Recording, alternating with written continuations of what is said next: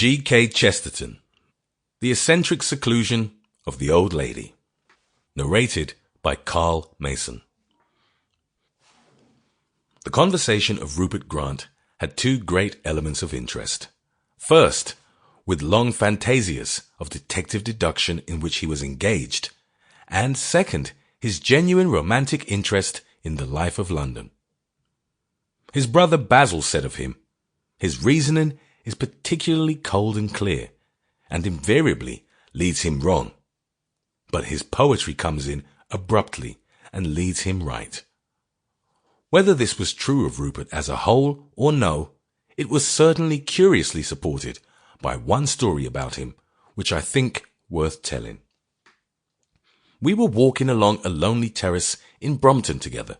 The street was full of that bright blue twilight which comes about 8:30 in summer, and which seems for the moment to be not so much a coming of darkness as the turning on of a new azure illuminator, as if the earth were lit suddenly by a sapphire sun.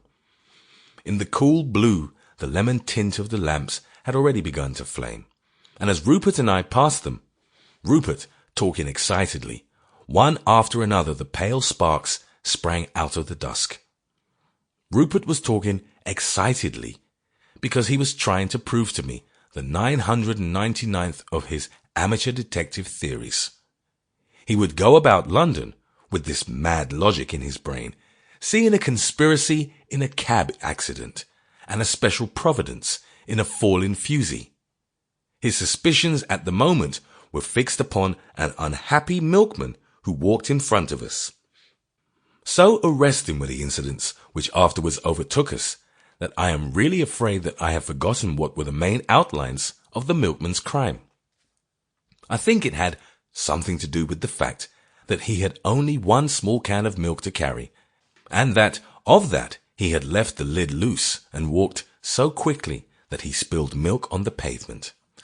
This showed that he was not thinking of his small burden, and this again showed that he anticipated some other than lacteal business at the end of his walk, and this, taken in conjunction with something about muddy boots, showed something else that I have entirely forgotten.